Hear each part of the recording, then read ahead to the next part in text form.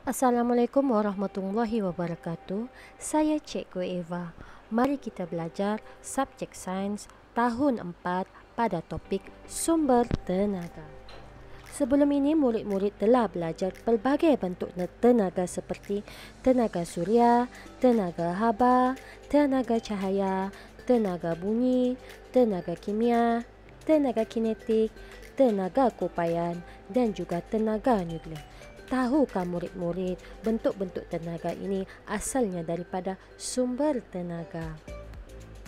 Sumber tenaga ini juga boleh dikelaskan kepada sumber tenaga yang boleh dibaharui dan juga sumber tenaga yang tidak boleh dibaharui. Mari kita tengok apa itu sumber tenaga boleh dibaharui dan juga sumber tenaga tidak boleh dibaharui. Sumber tenaga boleh dibaharui adalah sumber tenaga yang boleh dijana secara berterusan. Biasanya sumber tenaga boleh dibaharui boleh didapati secara semula jadi, sentiasa ada di persekitaran dan juga tidak terhad. Manakala sumber tenaga yang tidak boleh dibaharui adalah sumber tenaga yang terhad dan tidak boleh dijana semula.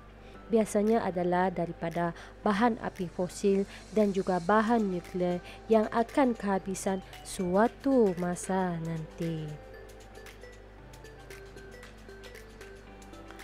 Mari kita tengok apakah jenis-jenis sumber tenaga yang boleh dibaharui.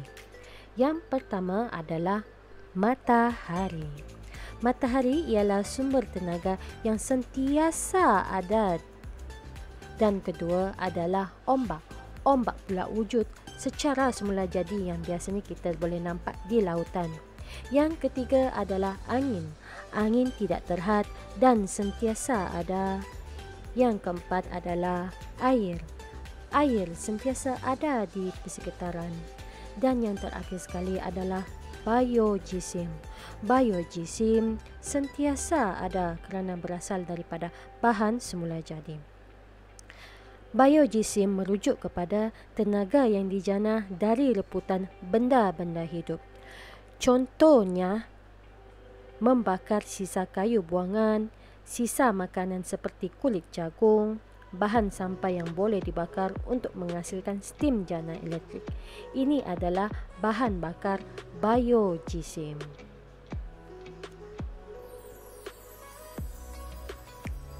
Manakala jenis-jenis sumber tenaga yang tidak boleh dibaharui, yang pertama adalah petroleum. Contohnya bahan petrol yang digunakan untuk mengisi tangki minyak kereta agar kereta boleh berjalan. Contoh yang kedua adalah bahan petrol juga digunakan untuk menggerakkan jentera elektrik agar setiap kediaman dan bangunan-bangunan boleh menggunakan tenaga elektrik. Yang kedua adalah gas asli. Contohnya, tong gas yang digunakan untuk memasak di rumah. Biasa kan tengok tong gas ni dekat rumah.